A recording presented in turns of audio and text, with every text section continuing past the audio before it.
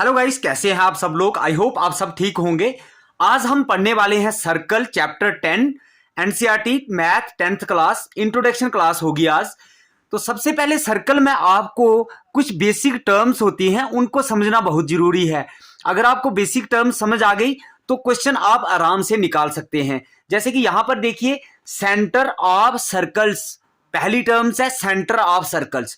तो इस सर्कल का जो सेंटर प्लेस होता है ये वाला, इसको हम ओ से डिनोट करते हैं। तो इसको हम क्या बोलते हैं, सेंटर ऑफ सर्कल बोलते हैं। तो दूसरा यहां पर रेडियस ऑफ सर्कल लिखा है। तो रेडियस ऑफ सर्कल क्या होता है, मान लीजिए यहां से मैंने एक लाइन ड्रा की सेंटर की ओर, ये सेंटर की ओर मैंने लाइन ड्रा की, तो इसको हम क्या बोलते हैं, रेडियस बोलते हैं। जो सर्कल को हाफ पार्ट में डिवाइड करती है लाइन, उसको हम क्या बोलते हैं, रेडियस ऑफ सर्कल बोलते हैं। जैसे कि यहां से यहां तक लाइन, एक लाइन मैंने क्या किया, पूरी ड्रा कर देते हैं हम यहां से यहां तक। ये लाइन जो मैंने ड्रा करी, इस लाइन को क्या बोलते हैं, डायामीटर। इसको क्या बोलते हैं, डायामीटर। देखिए तीसरी टर्म्स जो है हमें डायामीटर समझ आनी चाहिए। यहां से लेकर यहां तक जो लाइन होती है, पूरे सर्कल को जो बीचों बीच काटती है, उसको हम डायामीटर ऑफ सर्कल्स बोलते हैं। सरकमफ्रेंस ऑफ सर्कल किसको बोलते हैं, तो यहां से जैसे मान लीजिए ये जो एरिया है, ये एरिया है, यहां से हमने ड्रा किया, इसको हम क्या बोलते हैं, सरकमफ्रेंस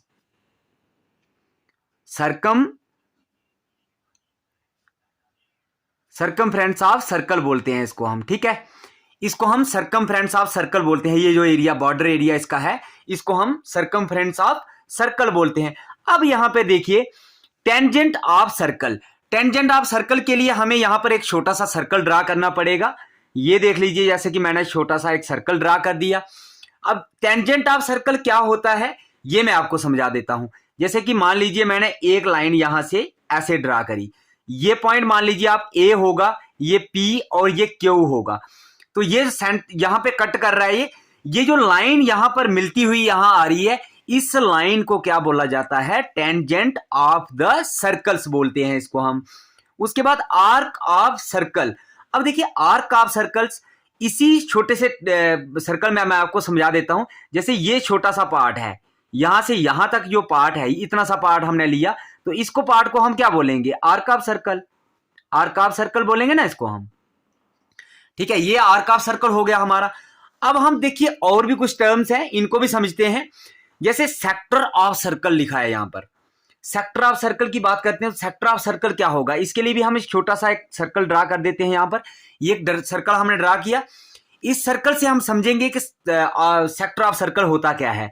तो देखिए यहां पर जैसे मान लीजिए ये सेंटर प्लेस है इसका, और ये क्या किया, दो हमने पॉइंट ड्रा किए यहां पर, ये पॉइंट एक, ये पॉइंट दूसरा, और इन दोनों पॉइंट को हमने सेंटर प्लेस के साथ मिला दिया।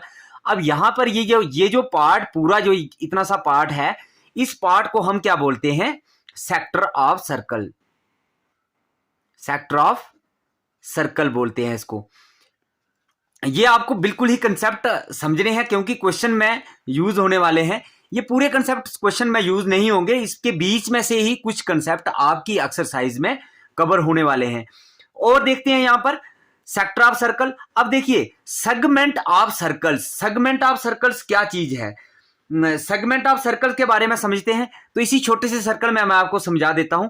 मान लीजिए यहां से हमने एक लाइन ड्रा कर दी, ये सर्कल का जो ये पार्ट बना ना यहां पर, ये इतना सा पार्ट, इस पार्ट को हम क्या बोलते हैं, सेगमेंट ऑफ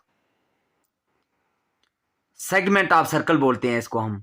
ठीक है, इसको हम सेगमेंट ऑफ सर्कल्स बोलते हैं। अब यहां पर मैं और आपको सर्कल ड्रा करके कुछ समझा देता हूं, जो भी हमारे क्वेश्चन में इस्तेमाल होने वाला है। जैसे ये सर्कल है हमारा, एक लाइन हमने यहां पे ड्रा कर दी, ये लाइन हमने ड्रा कर दी। अब ये जो लाइन है, इसको हम क्या बोलेंगे, non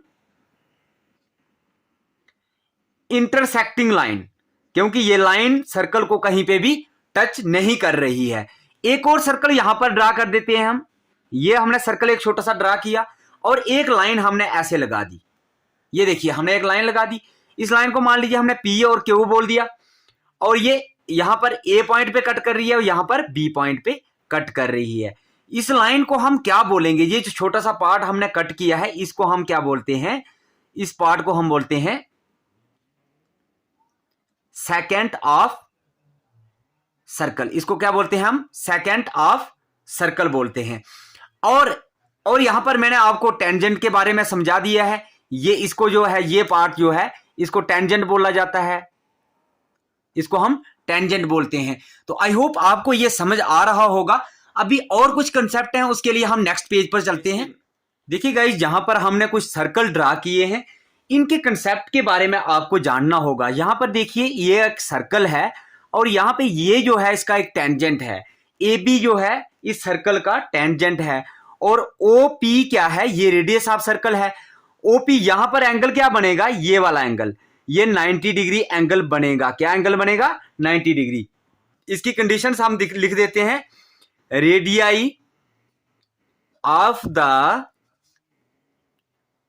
circle always makes 90 degree angle with tangent। देखिए रेडियस, ये रेडियस जो है ऑलवेज कभी भी टेंजेंट के साथ 90 डिग्री का एंगल ही बनाएगा।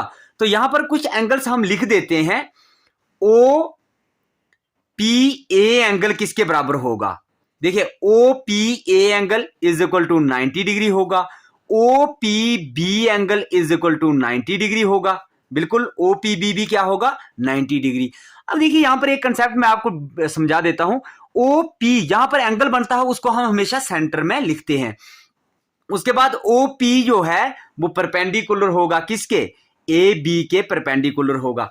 ओपी किसके परपेंडिकुलर होगा, रेडियस हमेशा टेंजेंट के परपेंडिकुलर ही होता है। यह भी आपको कंसेप्ट याद रखना है। अब देखिए यहां पर एक और हमने सर्कल ड्रा किया है, इसमें हमने पॉइंट लिया है पी और ये दो टेंजेंट हैं, ए पी बी पी, दो इसके टेंजेंट हैं। ओ बी ओ ए जो है वो रेडियस ऑफ सर्कल है और ये हमने इसको दो पार्ट में डिवाइड कर दिया। दो पार्ट में डिवाइड कर दिया, जहां पर एक एंगल बन रहा था, इन दोनों एंगल को हमने दो पार्ट में डिवाइड कर दिया है। एक एम होगा, एक एन, दो पार्ट में डिवाइड कर दिया। अब यहां पे भी दो एंगल बन गए हैं, एक एक्स बनेगा और दूसरा वाई बनेगा। ये एंगल हमने लिख दिए दो। और ये एंगल कितना बनाता है यहां पर, 90 डिग्री। आपको मैंने ऊपर वाली उसमें समझा दिया, ये 90 डिग्री एंगल बनाता है। तो इसकी भी कुछ कंडीशंस होंगी, वो हम लिख देते हैं। जैसे कि P A is equal to P A, ये वाला टेंजेंट और ये वाला टेंजेंट क्या होगा, दोनों बराबर ही होंगे ना। हमने ऐसे इसको लाइन मार दी, दोनों बराबर होंगे, पी बी के बराबर होगा। उसके बाद एंगल एम जो होगा, ये वाला एंगल देखिए इक्वल पार्ट में इसको डिवाइड कर रही है ना, तो एंगल्स भी इक्वल होंगे इसके। Angle M is equal to angle N के बराबर हो जाएगा। ऐसे ही angle X is equal to angle Y के बराबर हो जाएगा। ये कंसेप्ट भी आपको याद रखना है। यही कंसेप्ट आपके क्वेश्चन में यूज होने वाले हैं। हम आपको मिलते हैं इसके एक्सरसाइज में। Bye bye, take care students.